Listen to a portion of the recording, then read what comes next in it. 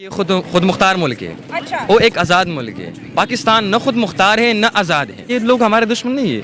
ये हमारा दुश्मन नहीं है, नहीं, कोई दोस्त है हमारा। हमारा दोस्त है। सही बात मुस्तकबिल है। में अगर कोई ऐसे फैसले कर ले तो जाहिर सी बात है हमारी मदद करेगा। हम भी उनकी मदद करेंगे।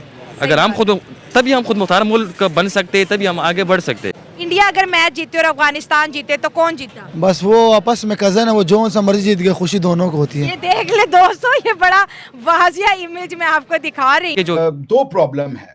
एक तो जो 2014 में हुआ वो एक टेक्टोनिक शिफ्ट था जिसकी सही रीडिंग कांग्रेस पार्टी कर नहीं पाई। कांग्रेस पार्टी को ये लगा कि ये फ्लूक है और उसका सर उन्होंने इसका जो ठीकरा था वो फोड़ना शुरू किया। कोई अंधभक्त है, कोई कुछ है, कोई हिंदुत्व फोर्सेस है, कोई कुछ है। इस तरीके के डिफरेंट एनालिसिस करके उन्होंने रीजन बताया कि मोदी के पास पैसा बहुत है, मोदी जो है वो मार्केटिंग अच्छी करता है, मोदी जो है वो मतलब they had all the superficial analysis. मगर वो जो एक टेक्टोनिक शिफ्ट है, जो लोग अपने आप को असर्ट करना चाह रहे हैं, अपनी जड़ों से जुड़ना चाह रहे हैं, वो उसको आइडेंटिफाई करने को तैयार नहीं है। कि आपको कि चांद पर जाना सही है? जो नॉन मुस्लिम जा रहे हैं, अभी इंडिया चांद पर चला गया, चांद पर जाकर वो स्टडी कर रहा है, क्या कहना चाहेंगे इस पर? सबसे बड़ी बात तो ये है, चांद पर जाना बड़ी बात नहीं है। अच्छा, चांद को कदमों में बुलाना बड़ी बात है। हो। हमारे नबी अलैहिस्सलाम ने चांद को कदमों पे बुलाया। ये जो बाहर वाले मुल्क वाले हैं, चांद पे जाना बड़ी बात नहीं है। हाँ जी, वो नबी ये इसका मतलब क्या हुआ? मुझे वैसे समझ नहीं आया कि नबी ने कदमों पे चांद को ले आए। गप है इसका, कोई इसका दीन में भी इसका कोई ताल्लुक नहीं है। अभी भी आज भी उनका आइडिया ऑफ इंडिया जो है वो उस आइडिया ऑफ इंडिया से अब कोई रेजोनेट करने को तैयार नहीं है। इसका ये मतलब नहीं है कि वो 0% है। जो इस आइडिया ऑफ इंडिया का वो रिप्रेजेंट करना चाहते हैं, तो 10, 15, 20% लोग उसके हमेशा रहेंगे, उससे रेजोनेट करने वाले या उसको अग्री करने वाले। तो डेमोक्रेसी है तो उसकी जगह तो रहेगी। मगर ये कहिए कि अगर मोदी जी की आप देखते हैं मॉर्निंग कंसल्टेंट में जो रेटिंग आ रही है फकर भाई, वो लगातार 70 प्लस जा रही है जी। तो इसका मतलब है कि 70% लोग मोदी को अप्रूव करें, भले वो वोट करें ना करें। आप समझ रहे हैं ना? इंडियन से पूछूं कि भाई नेशन फर्स्ट और रिलीजन फर्स्ट, तो आप क्या जवाब देंगे? Nation first.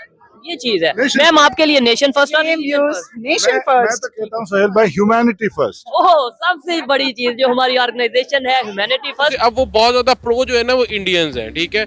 उनका बहुत ज्यादा जो है ना वो light minded and towards Indian, और पाकिस्तान की तरफ जो है ना वो अब उनका बहुत ज्यादा अग्रेसिव बिहेवियर है, क्योंकि उनको लगता है कि हमें जो है ना वो पिछले 20-25 साल से इन्होंने जो है ना वो हालत जंग में रखा है। सरदारों की तरफ से बहुत बड़ी धमकी आई है जी कि रेडी हो जाओ 1971 के लिए। 1971 सबको पता है कि बांग्लादेश बना था, तो अफगान जो है अटक तक के एरिया को कहता है कि ये अफगानिस्तान है। ऐसा क्यों?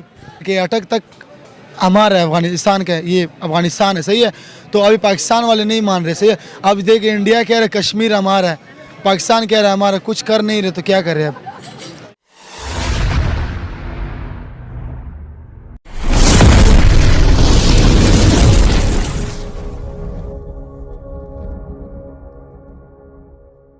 नहीं, तो अफगानिस्तान की जो दोस्ती है इंडिया के लिए बड़ी अच्छी है, उनसे मोहब्बत भी करते हैं, उनके मुल्क में भी जाने की कोशिश करते हैं।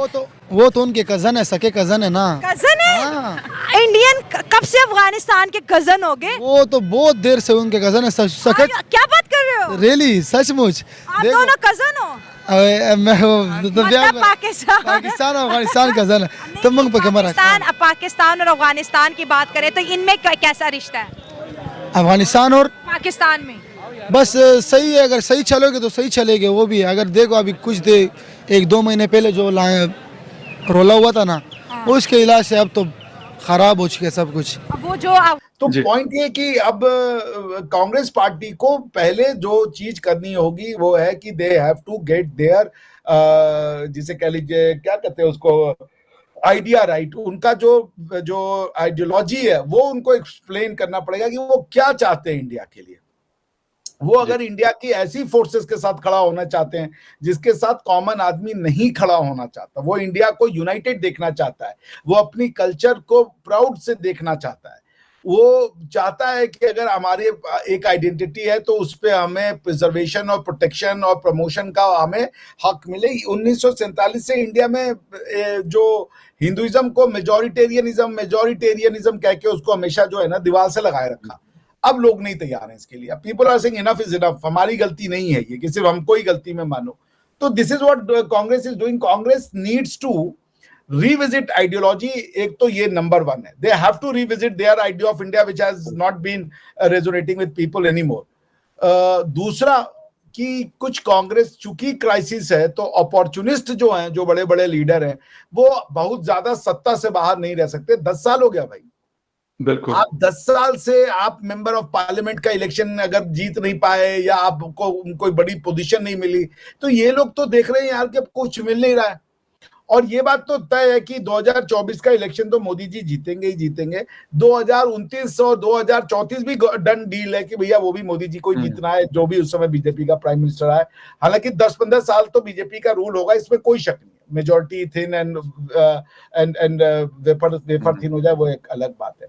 सो आई गेट, सो दोनों क्राइसिस है। लोग जब आप कमजोर होते हैं फखर भाई, तो सबसे पहले अपॉर्चुनिस्ट आपको छोड़ के भागते हैं। तो अब लोगों ने 5 साल देखा, 10 साल देखा, उसके बाद भी कांग्रेस में कोई बहुत ज्यादा डेवलपमेंट दिख नहीं रही है। इंडिया अलायंस बना, वो मुश्किल से, वो जिस दिन बना उसी दिन टूट गया। एक तो उसके साथ ये प्रॉब्लम थी। So opposition has went away, कोई बचा ही नहीं है अपोजिशन में, no one is in the opposition.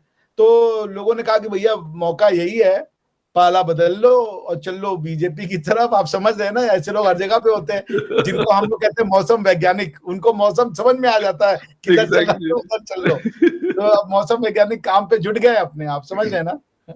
बिल्कुल सही। अच्छा डॉक्टर साहब, एक चीज आप बिल्कुल आपने एक बात की कि 2024 भी है, 2029 भी है और 2034 भी है। मतलब वहां पे लोग ये तय कर बैठे हैं कि भाई बस हमें यही बंदा चाहिए था, शायद हम इसको ढूंढ रहे थे और अब हमें ये मिल गया, ये बंदा मोदी साहब की शेप में या फिर बाकी जो लोग और भी लीडर्स हैं पार्टी में, लेकिन लीड इस वक्त तो वो आदमी कर रहे हैं।